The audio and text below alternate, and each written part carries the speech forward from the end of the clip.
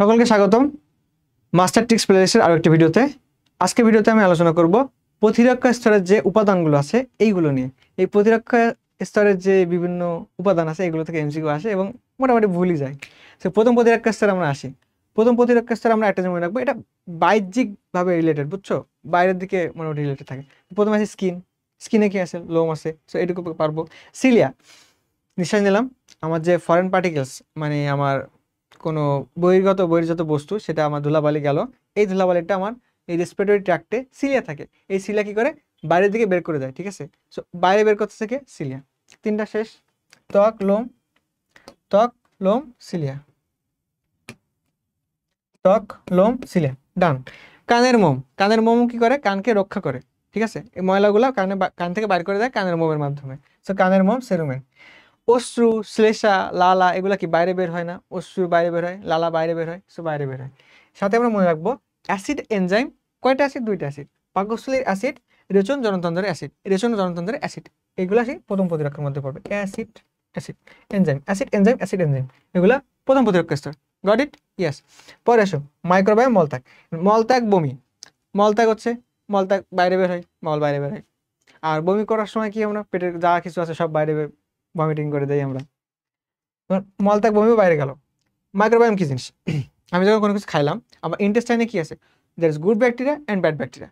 So good bacteria চেষ্টা করে ওই যে খাবারটা আমি খেলাম সেই খাবারটা যেন ওরাই খাইতে পারে, এবং ব্যাড ব্যাকটেরিয়া আসার আগে ওরা যেন খেয়ে শেষ করে ফেলে। তো ব্যাড ব্যাকটেরিয়াকে ও কি করবে না? ও খাবার দিবে না। এই যে আমার যে বডিতে গুড ব্যাকটেরিয়া যে কাজ, এটা হচ্ছে মাইক্রোবায়োম। সহজ ভাষায় একদম সিম্পল। মাইক্রোবায়োম কি? এটা মাইক্রোবায়োম, ঠিক আছে? এবার আসি third line defence. Third line ডিফেন্সের আমার এক্সাম্পল কি কি আছে? লিম্ফোসাইট, অ্যান্টিবডি, স্মৃতিকোষ। এবার লিম্ফোসাইট আমরা তিনটা পড়ছি না? বি লিম্ফোসাইট, টি লিম্ফোসাইট আর এনকে সেল। এনকে সেলের কথা বাদ দিলাম এখন।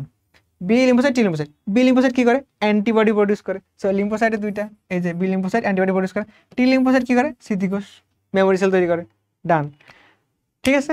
এই দুইটা মনে রাখলে হয়। আমি আমার সময় দুইটা মনে রাখতাম, আর যেগুলো নাই সেগুলো সেকেন্ড। শেষ। বাহ বাহ, মনে রাখতে চাইলে মনে রাখা যায়। ফায়াস আমার বন্ধু, ঢাকা মেডিকেলে পড়ে একসাথে আমাদের সাথে। ফায়াস কম পারে, আদেও আমার চেয়ে বেশি পারেও, কিন্তু আমি বলি ফায়াজ আমার চেয়ে কম পারে। সো ফ্যাগোসাইট প্রথমটা কি? প্রথমটা কি? প্রথমটা কি? ফায়াস, ফ্যাগোসাইট। শেষ। পরেরটা রসে দেয় ইন্টারফেরন। ফায়াস কম পারে, ফ্যাগোসাইট, ইন্টারফেরন। তারপর ফ্যাগোসাইট, ইন্টারফেরন দেখা যাচ্ছে না না? ফ্যাগোসাইট, ইন্টারফেরন, ফ্যাগোসাইটের পর ইন্টারফেরন, ফায়াস, জ্বর। কি হবে? জ্বর। তারপর কতে? Complement protein. কতে? Complement protein. কই কমপ্লিমেন্ট প্রোটিন? কই কমপ্লিমেন্ট প্রোটিন? এই যে কমপ্লিমেন্ট তন্ত্র, কমপ্লিমেন্ট তন্ত্র। ম দিয়ে কি হবে?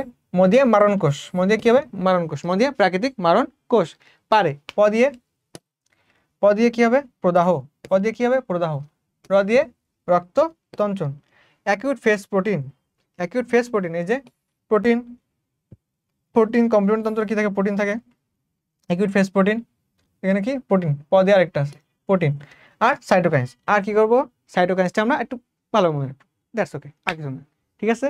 প্রতিরক্ষা স্তরের সবকিছু, মানে উপাদানের সবকিছু আর কি। So best of luck.